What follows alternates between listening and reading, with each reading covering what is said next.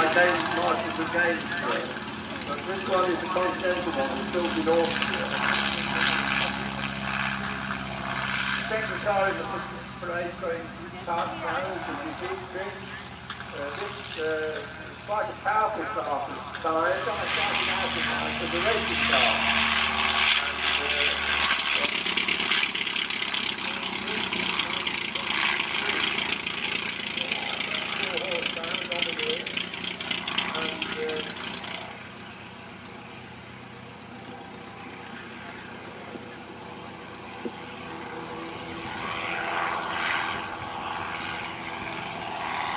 Also in the parade, at the end of the parade now, we have a Second World War Jeep, which does not belong to the collection. In fact, it belongs to one of the staff and is brought along to these displays.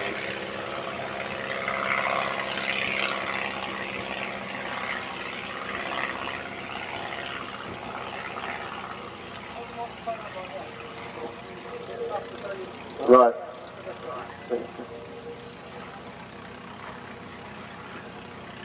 I think now the cars will be going along and to as far as the gateway at the far end of the flight line, and then probably going back to the assembly area at the end of Hangar 8. The cars will be out for visitors to examine during the afternoon, so if you're interested in having a closer look at them and talking to some of the people who work on them, then we'll be very happy to see you up at that point at the end of the row of hangars where there'll be parking for most of the afternoon. Quite a lot of input. We're pleased to acquire, we have made donations made to us from time to time with vehicles which have to be reconditioned and sorted out. We're currently working on a 1937 Austin 7 and the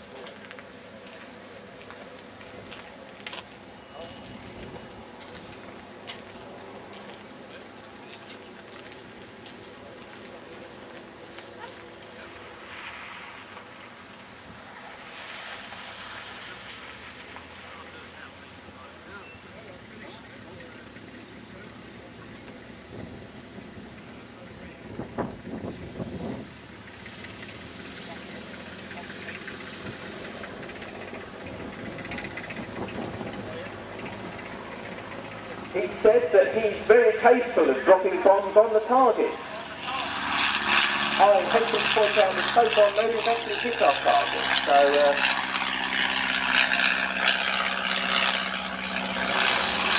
okay, we're managing to off. Here comes the horse trainer. This is George trying the horse trainer.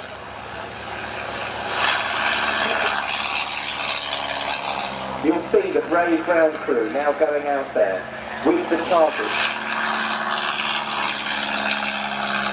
We've got Pageant down going out there today with the target.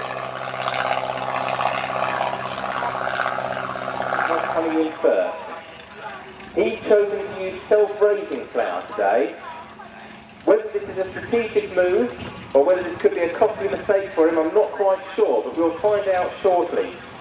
The Tiger Moth now dips in for its final approach. He's got the target in his sight.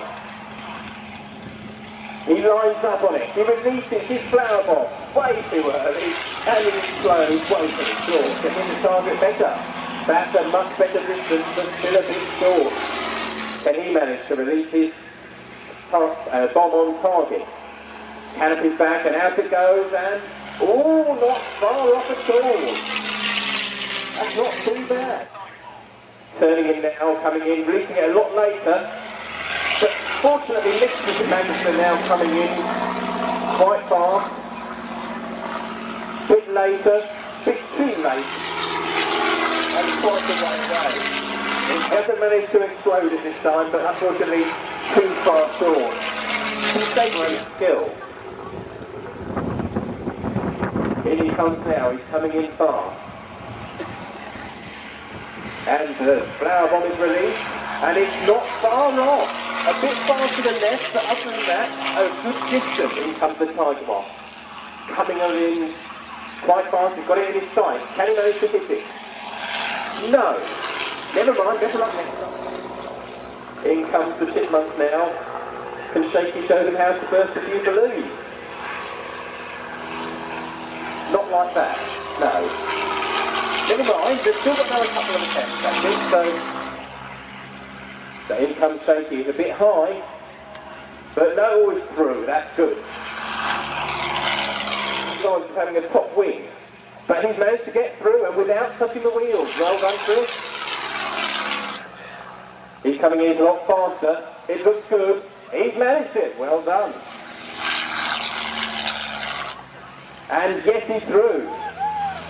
They're just making it look easy now. They've got to make sure the wheels don't touch the ground, otherwise they get disqualified. And oh dear, he went underneath. But I don't know. I reckon they did.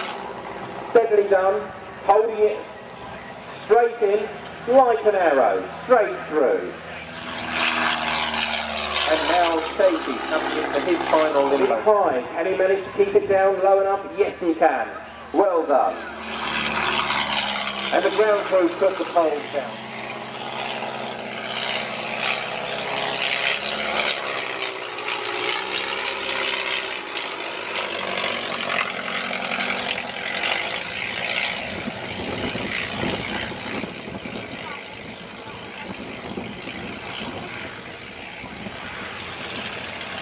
Taking off now, another unique part of our British aviation heritage. This is the Southern Martlet.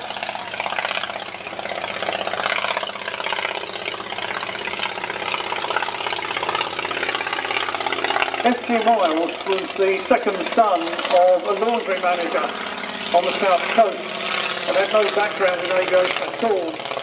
But in 17 years, he managed to produce 49 designs.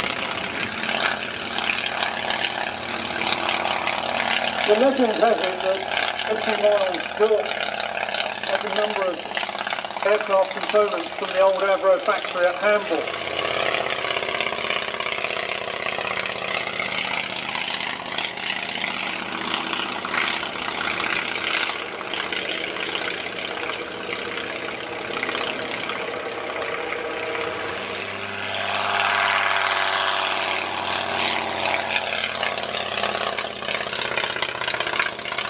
And it flew again for the first time on the 25th of September 2000.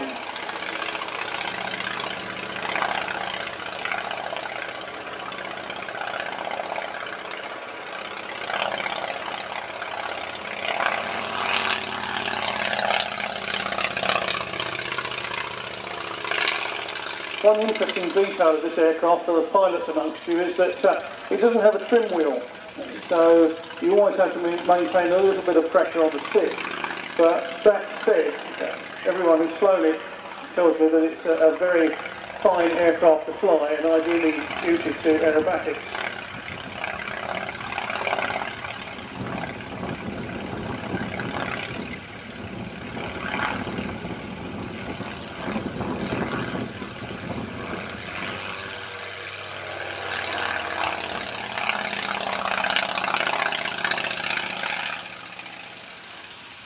These are the Ryan recruits.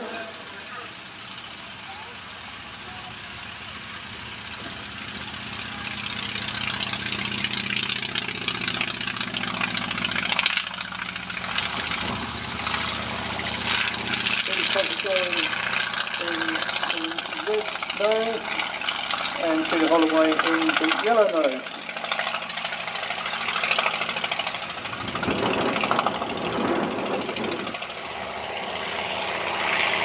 Which became the YPC-16.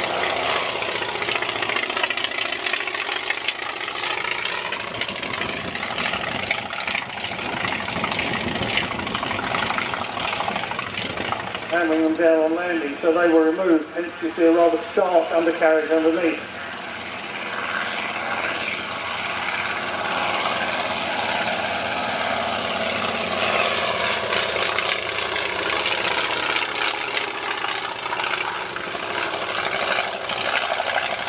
Well, I've seen the numbering on the side as well, and have noticed that the red nose is numbered 001, and it is in fact the prototype of the PT-22.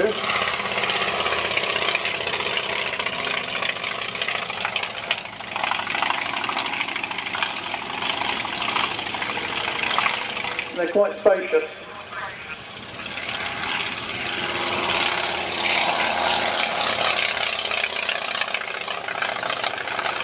They glide like a block of flats. So the key thing when you're flying the PT-22 is to make sure you get the speeds right on the landing approach. To give you a comparison, in the Chipmunk you probably come over the hedge at about 60 knots. In a Ryan we'll come over at 70-75.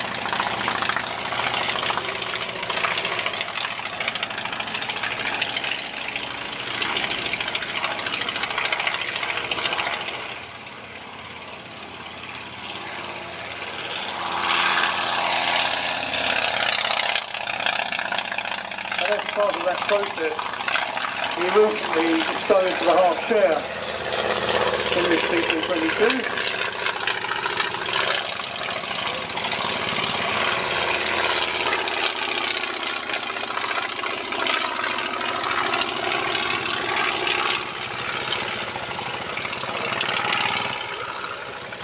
One other note about the Ryan is that the flaps that are fitted were originally intended to replicate the sort of sensation you would get, in other words, the added lift.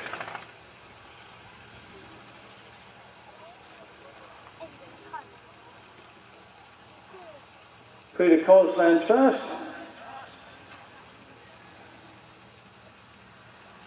And Peter Holloway follows in. They look about to display their own Piper Super Cub.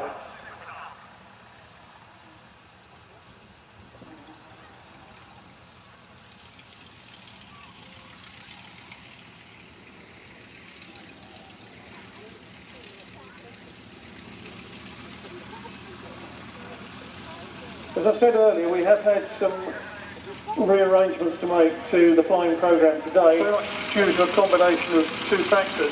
The first being the conditions, the soil conditions on the runway, and the fact that it's still quite wet, and the second being the weight and the wheel weight of those two particular aircraft, the Gladiator and the Hurricane. It's moving indoors for the time being. If the weather changes later on in the afternoon, we'll let you know, and if we're able to get more aircraft up, we'll keep you informed. Now we're back to the ship,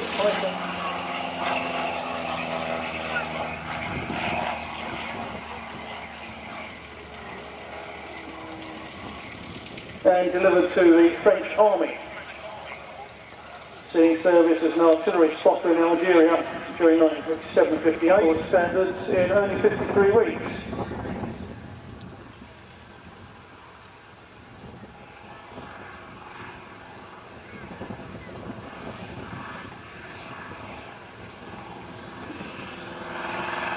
One of John's biggest problems was studying approval from the French government to use their military markings. In the end he lost his temper and made a furious phone call after a series of fruitless letters, and that did the trick.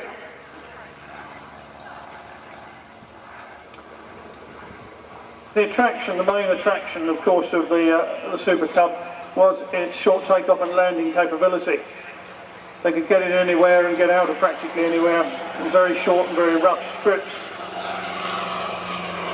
They're very rugged aircraft.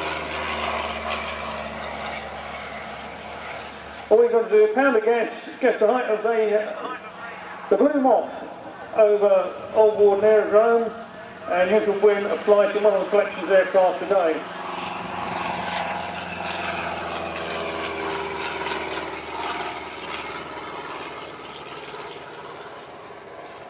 Coming around now, don't forget to wave.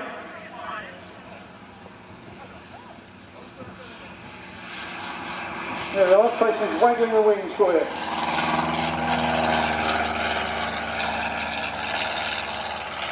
A talk by Paul Stone, Shuttleworth Aviation Lecture, on flying from the Sea Harrier through the Sea Fury, Sea Hurricane, and on to the X-32, which is the Harrier replacement.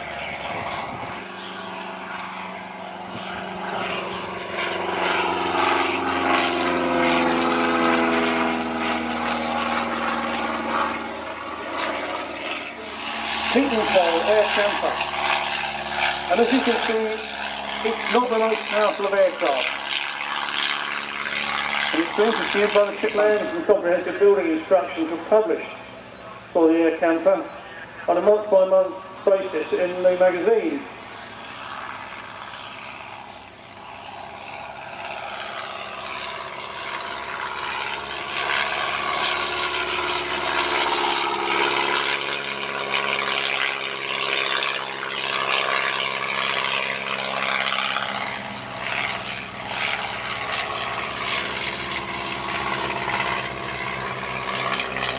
One of the things that the British have done is to redesign the wing to allow it to be detached in 3 sections and also for transportation.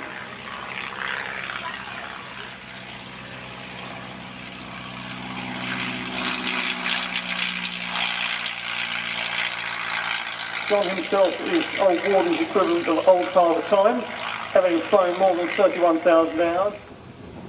The Jungmann, as I've said, is already airborne,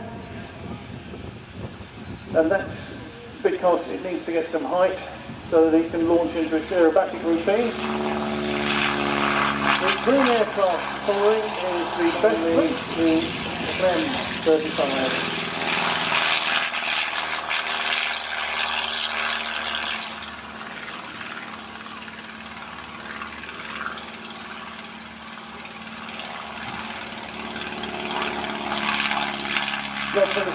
In Bestmann and John Turner in the Stieglitz.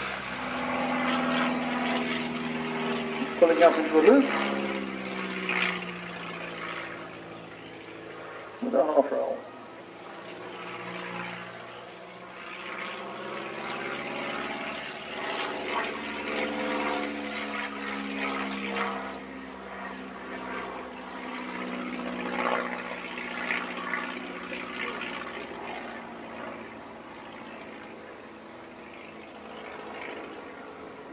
The Jungmann was a 2-seat trainer devised for the nascent Luftwaffe.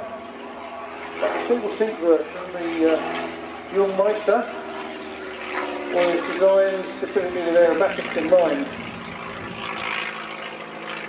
And in fact, an Olympic gold medal was awarded to Count Hagenberg in 1936, when aerobatics was an Olympic sport.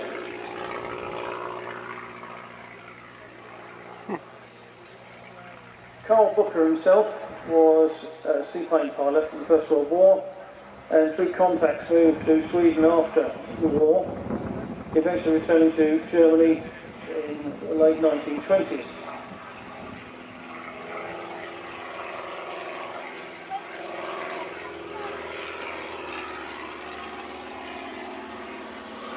As you can see, it flies just as well upside down, each side the right way out.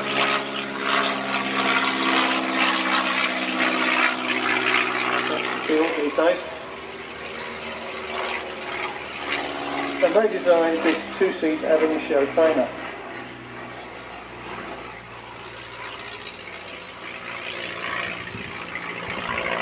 very slow roll. Trevor Roach flying here today.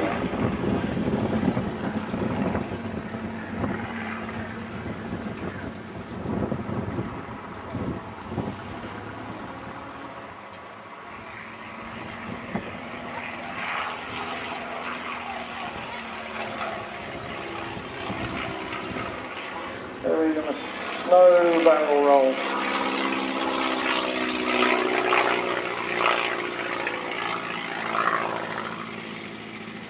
As you can see, it's an excellent aerobatic machine, and it's ideal as an ab initio trainer for the Luftwaffe.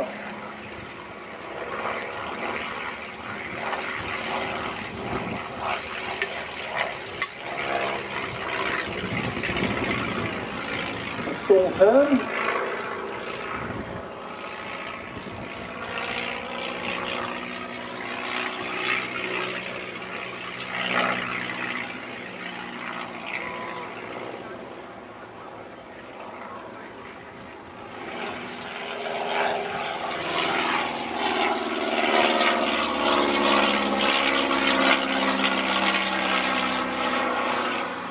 Another very slow roll. Stieglitz, Bestmann and Klemm. With the Jungmann catching up.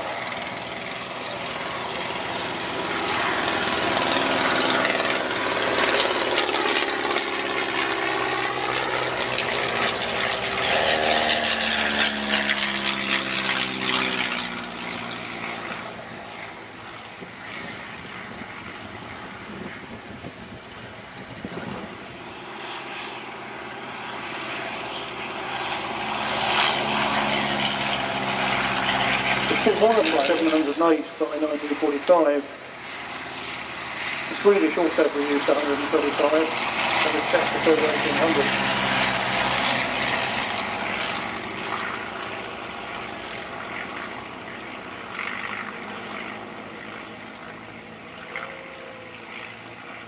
There we go, a bit of a tail chase going on.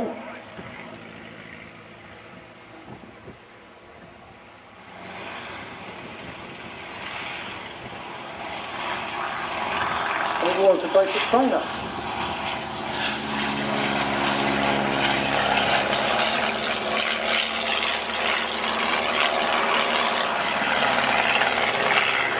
This particular machine was derelict by 1966, but went to California, USA, and restoration began in 1979.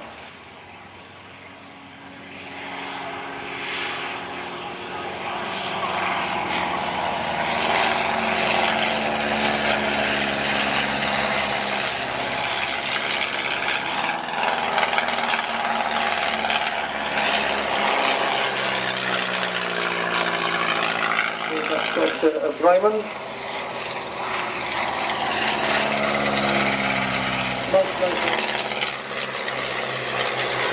There's a good example of the Bestmann in the Technical Museum in Berlin,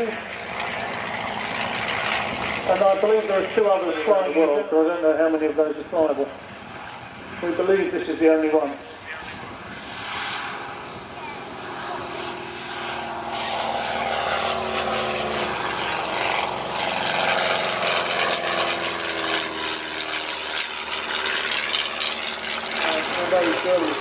Flying, but there are a number of Jungmann flying around the world.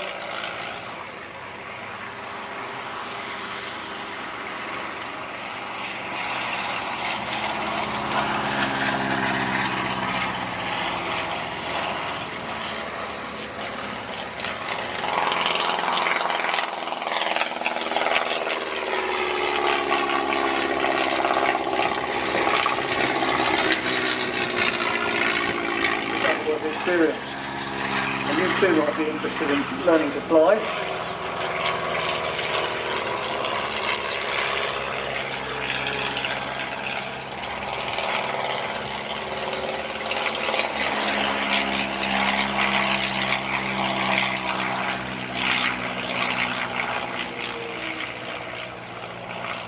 There are obviously a number of flying clubs around the aspects of flying that you might be interested in. The Air Training Corps, of course, have gliders and powered aircraft.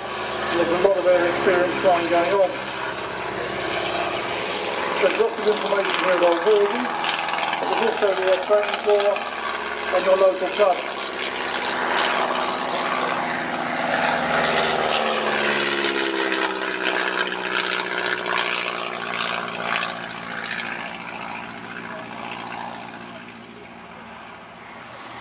You should know them by now, but this is Stieglitz leading.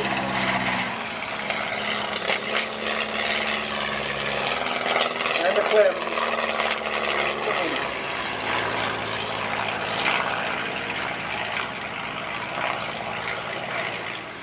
If you want to become a fairly serious anorak, there's an organisation called the Moth and Pageant Society.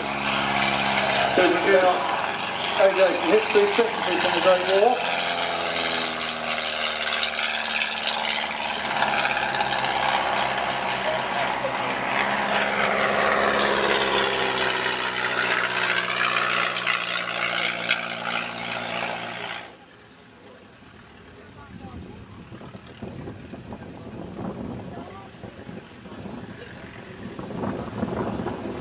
And here we go with the Avro Tutor.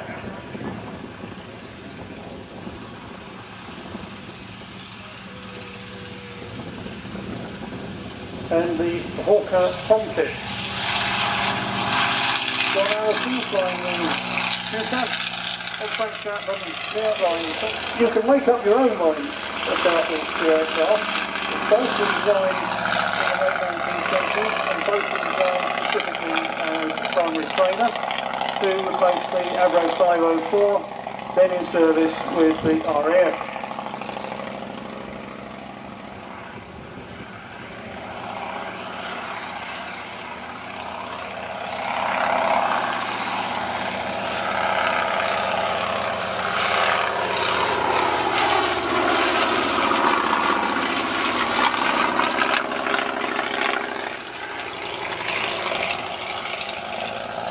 Silver colour scheme's very reminiscent of the time when the RAF was regarded as the best flying club in the world.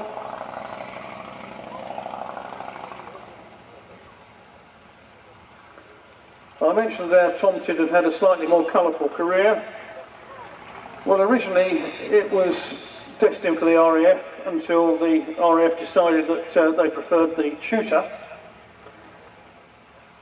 And he used it as his means of transport to get to work.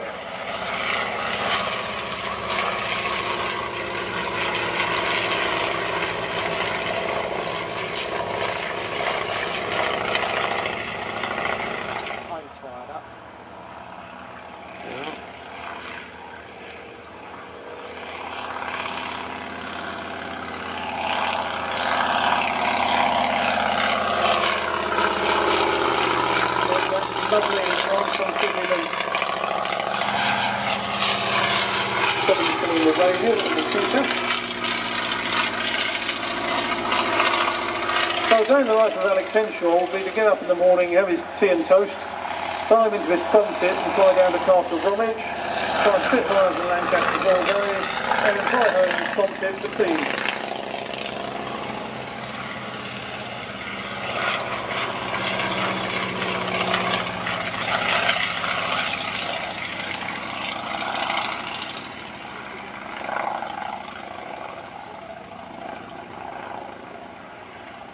The Tutor was part of the main production batch and was built in 1933.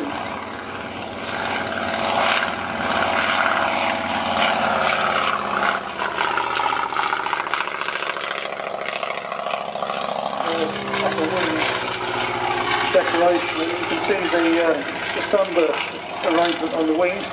That was specifically designed to show when the aircraft were flying inverted, which they did quite a lot during the air shows of the 30s.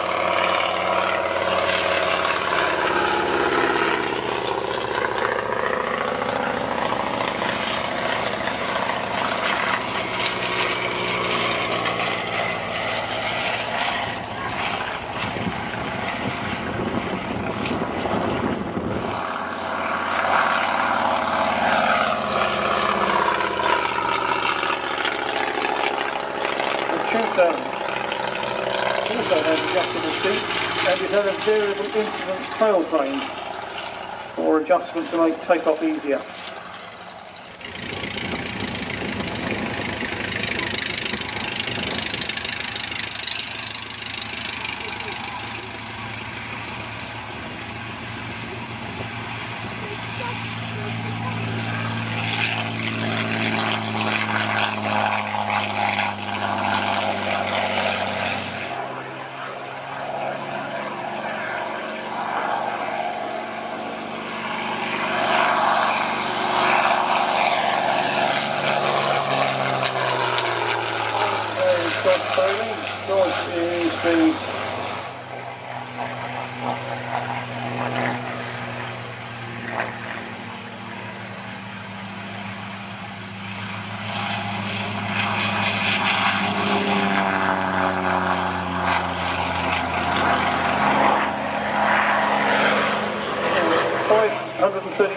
There were two people did it. This was the name drawn out of the hat. That's the one.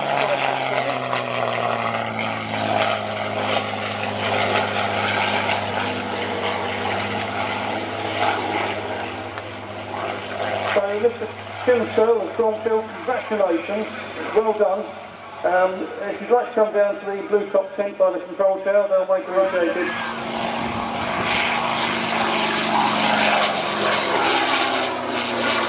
All of that money goes directly to keeping the aircraft here flying, and we do thank you.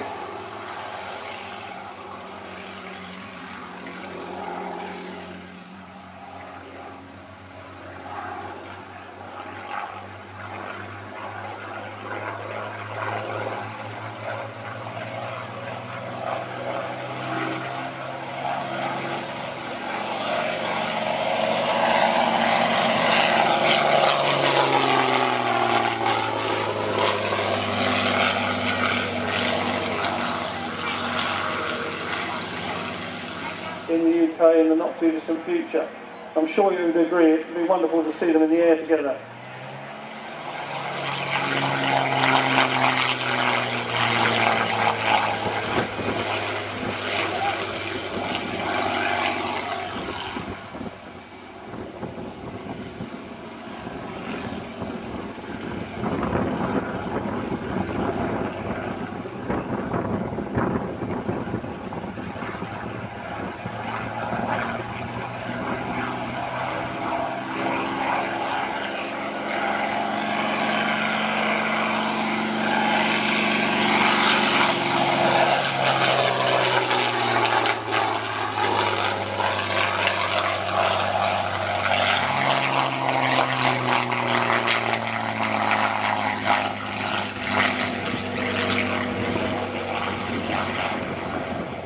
But perhaps the Hind's most important impact was a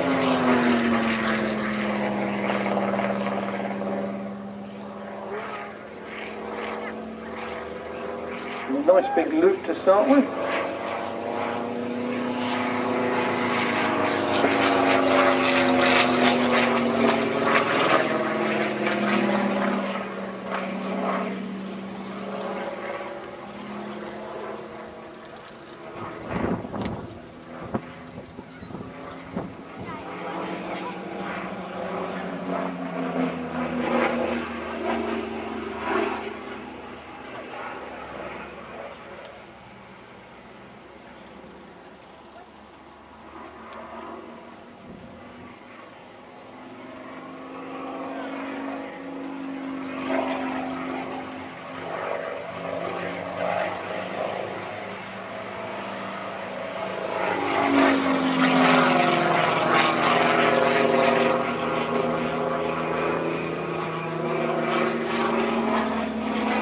Most of the basic trainers I've talked to you about so far today, we've been talking about engine power in the region of 100 to 150 horsepower. The Chipmunk is probably the closest in terms of age to the Provost, and you'll notice it's similar in having fixed undercarriage, conventional sort of layout.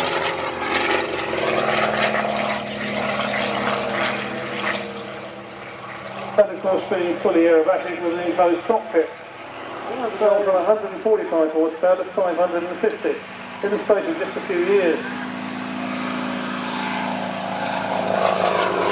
The answer is quite simple. The RAF was equipping with jet aircraft, and the performance of jet aircraft is very different to piston-engine aircraft. There was a considerable delay in the pickup of the spooling up of the jet engine, and you had to get used to the more weight and drag from the aircraft at certain points.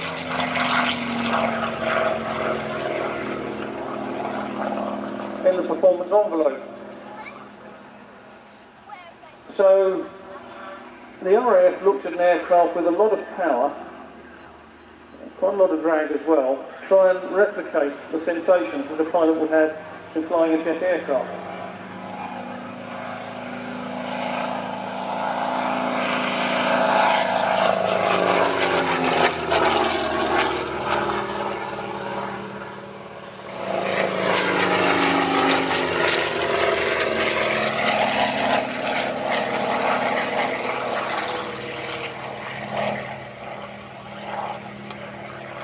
And when Air Ministry Specification T1648 came out, he was extremely well positioned to produce an aircraft which would meet that specification.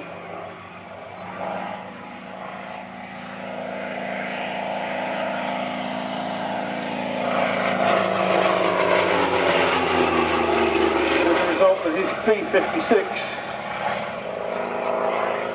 and it commenced his service in 1953.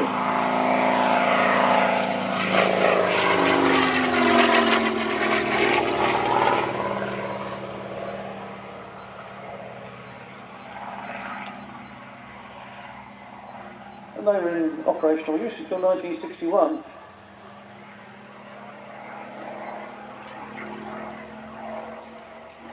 At which point the jet propelled version of the Provost came into service.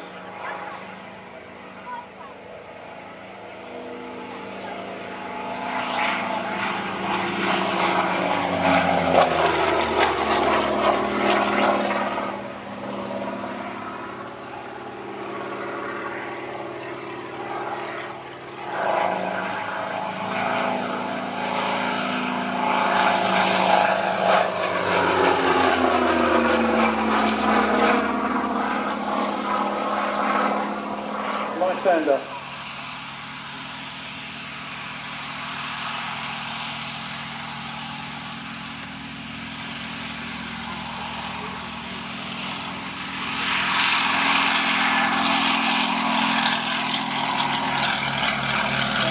Something behind is an 870 horsepower Bristol Mercury 20 engine, a 9-cylinder radial, coming in now from the left.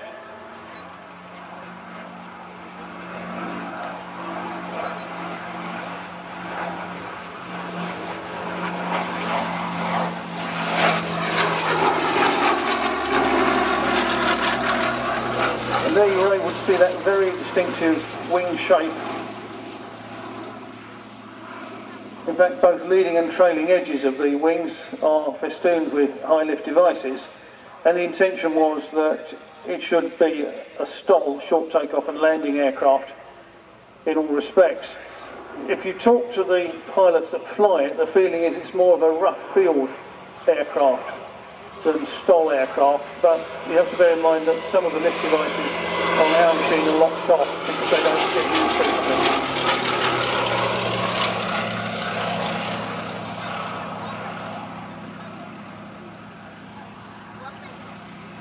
The long tubular thing underneath is not a torpedo, it's actually a long-range tank.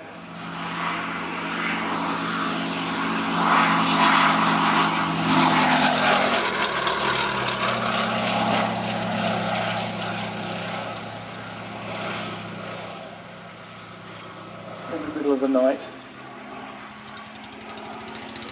It makes you realise what these pilots were made of.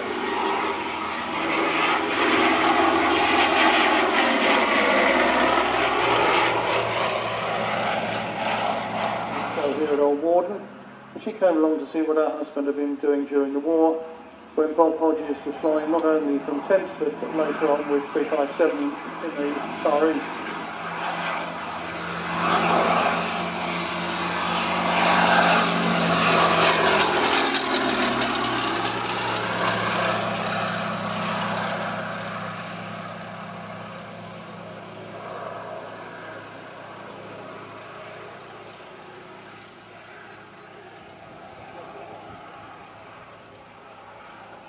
This machine itself was built in Canada in 1943 and used as a target tug. It came to the Strathallan collection in 1971 and then moved here in 1998.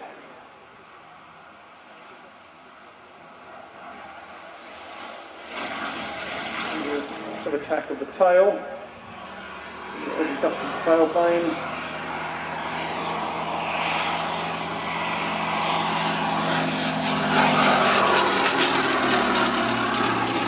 The landing field consisted of 3 torches, 2 to define a line and 1 at the end to act as a turning point.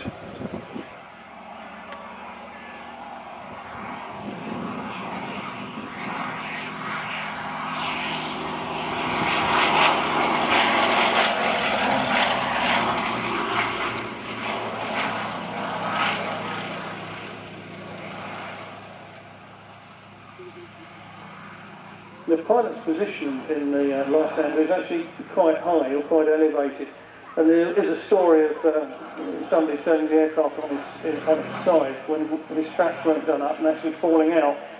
I've not been able to verify it, but it sounds nice and very possible.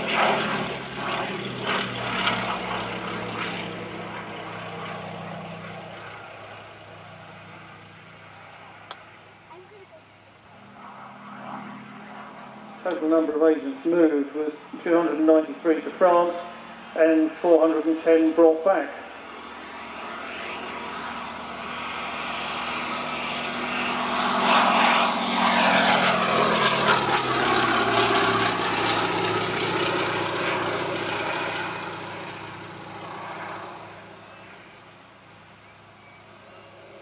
To other subjects.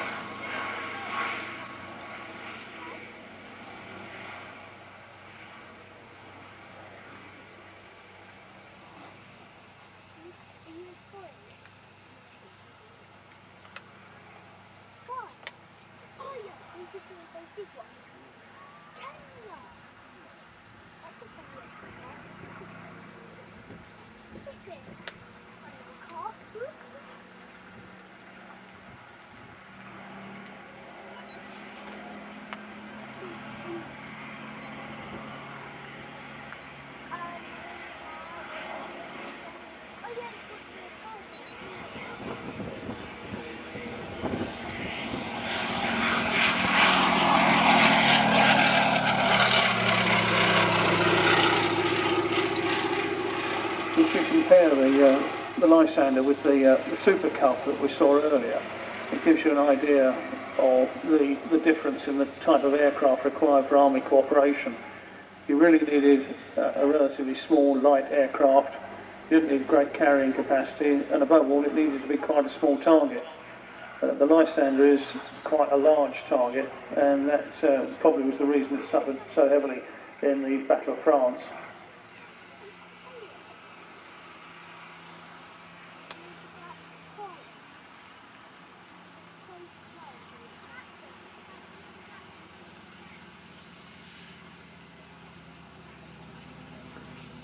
There we are. The Westland Lysander brings to a close the Shuttleworth Pageant for 2008, the official part of the programme. There will still be some more flying, which we've got passenger flights to do later on, and our prize with us as well. We'd like to thank you all for coming, and say that we hope we will see you again soon. We hope that the weather the next show, and certainly next year, will be a lot better than it's been this year. We wish you a safe journey home, and We look forward to seeing you at future shows.